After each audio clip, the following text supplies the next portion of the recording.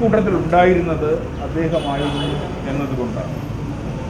അതിനുശേഷം പിന്നെ അദ്ദേഹത്തോട് നിരന്തരമായിട്ട് സമ്പർക്കപ്പെടാനും കൂടെ പ്രവർത്തിക്കാനും എനിക്ക് അവസരം ഉണ്ടായി.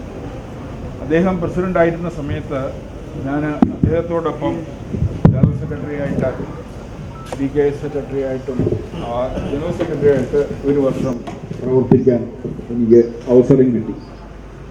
അതോടൊപ്പം തന്നെ സാഹിത്യ സംബന്ധിയായിട്ടുള്ള എല്ലാ കാര്യങ്ങളിലും അദ്ദേഹം നമ്മോടൊപ്പം ഉണ്ടായിരുന്നു, നമുക്കൊക്കെ മാർഗനിർദ്ദേശം തന്നിരുന്നു.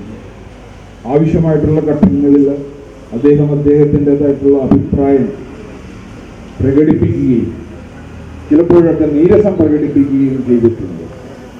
അതിലൊന്നും ഒരിക്കൽ പോലും അദ്ദേഹം മടി കാണിച്ചിട്ടില്ല. എക്കാലത്തും സമാജത്തിൻ്റെ താല്പര്യമാണ് അദ്ദേഹം മുന്നിൽ നിർത്തിയിരുന്നത്. നമ്മെ സംബന്ധിച്ചിടത്തോളം ഏറ്റവും വലിയ ഒരു നഷ്ടമാണ് ഉണ്ടായിരിക്കുന്നത്. ഈ ഒരു നഷ്ടത്തിൽ നിങ്ങളുടെ എല്ലാം പേരിൽ ഞാൻ കേരള സമാജത്തിൻ്റെ ഔദ്യോഗികമായിട്ടുള്ള ദുഃഖം രേഖപ്പെടുത്തുകയാണ്. അദ്ദേഹത്തിൻ്റെ കുടുംബത്തിന് ഈ ഒരു അവസരത്തിൽ ഈ നഷ്ടം താങ്ങുന്നതിനുള്ള ശക്തി കിട്ടട്ടെ എന്ന് പ്രാർത്ഥിക്കുകയും ചെയ്യുന്നു.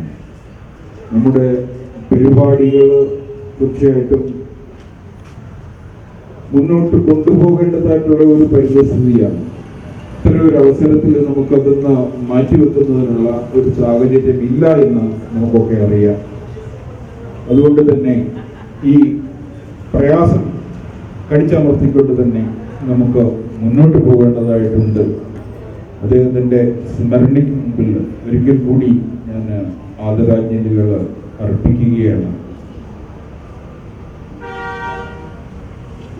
നിങ്ങളുടെ എല്ലാ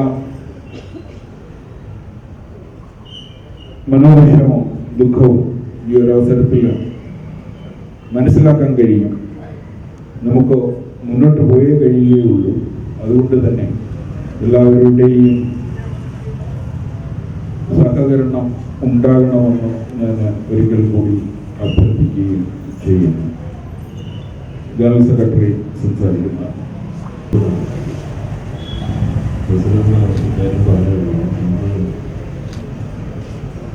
മുസ്ലിമിനെ രേഖപ്പെടുത്താറുണ്ട്.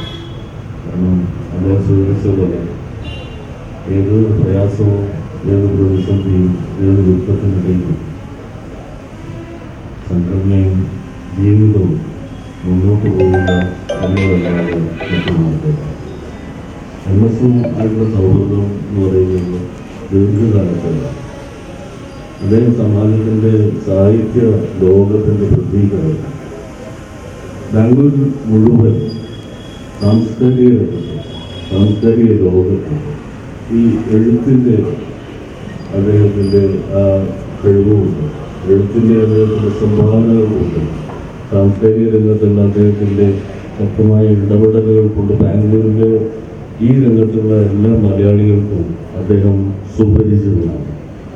അദ്ദേഹം വളരെ സമാനാധ്യനായ ഒരു സ്ഥാനത്തേക്ക് അദ്ദേഹത്തിൻ്റെ ഇടപെടലുകൾ കൊണ്ട് ഉയർന്ന വ്യക്തിത്വമാണ്. അദ്ദേഹം വളരെ വ്യക്തിപരമായ പല കാര്യങ്ങളും പറയാനുണ്ടെങ്കിലും ഈ ഘട്ടം അതിന് ഉപയോഗിക്കുന്നത് ശരിയാവില്ല.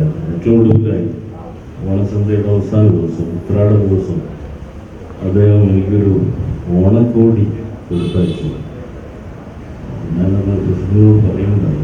വാസ്തവത്തിൽ ഞാൻ അദ്ദേഹത്തെ പറഞ്ഞു, എൻ്റെ ജീവിതത്തിൽ ആദ്യമായിട്ട് ലഭിക്കുന്ന ഒരു ഓണക്കോടിയാണ് അംബേദ്കർ. താങ്ക്സ് പറഞ്ഞു. താങ്ക്സ് ഒരിക്കലും പറയരുത്. നിങ്ങൾക്കെല്ലാവരും മറ്റൊന്ന് കൂടുതൽ പറയാൻ ഇപ്പോൾ എനിക്ക് ശക്തിയില്ല. നമുക്ക് മുന്നോട്ട് പോകേണ്ടിയിരിക്കുന്ന 2 നിമിഷം വൈസ് പ്രസിഡന്റ് സംസാരിക്കുന്നുണ്ട്. ശ്രീ MS ചന്ദ്രശേഖരന് ഞാൻ ആദരാഞ്ജലികൾ അർപ്പിക്കുന്നു. കേരള സമാജത്തിൻ്റെ പേരിൽ എൻ്റെ പേരിൽ സമാനാധ്യനായ MS ചന്ദ്രശേഖരൻ്റെ പേരിൽ ഈ അവസരത്തിൽ ഞാൻ ദുഃഖം രേഖപ്പെടുത്തുകയും ആദരാഞ്ജലികൾ അർപ്പിക്കുകയും ചെയ്യുന്നു.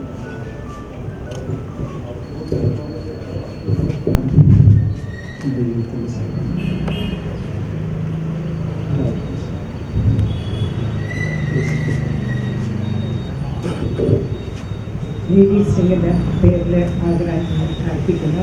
വളരെ ദുഃഖമുണ്ട്, എന്നാലും നമ്മൾ മുന്നോട്ട് പോയി കാണാൻ തീരുന്നു.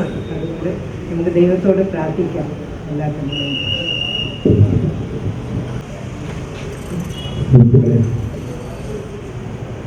സമാജത്തെ വളരെ ദുഃഖത്തിൽ ആക്കിയ ഒരു ഓണം. ഓണച്ചന്തക്ക് അരി പോയി ഓണാഘോഷത്തിനന്ന് എംഎസ്എം പോയി.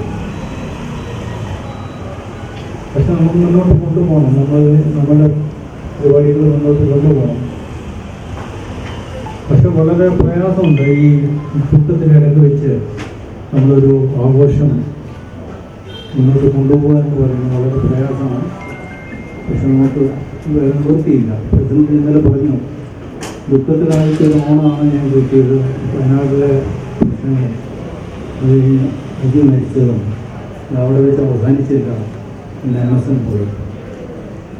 അപ്പോൾ എല്ലാവരും ദുഃഖത്തിൽ ആഴ്ന്നിരിക്കാമെന്നറിയാം.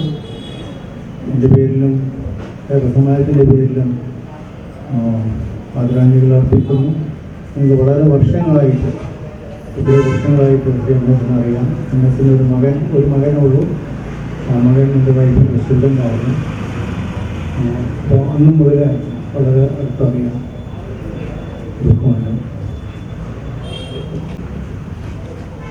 ഒരു മിനിറ്റ് മൗനം ആചരിച്ച് അദ്ദേഹത്തിന് ആദരങ്ങൾ അർപ്പിക്കണം എന്ന് അഭ്യർത്ഥിക്കുന്നു.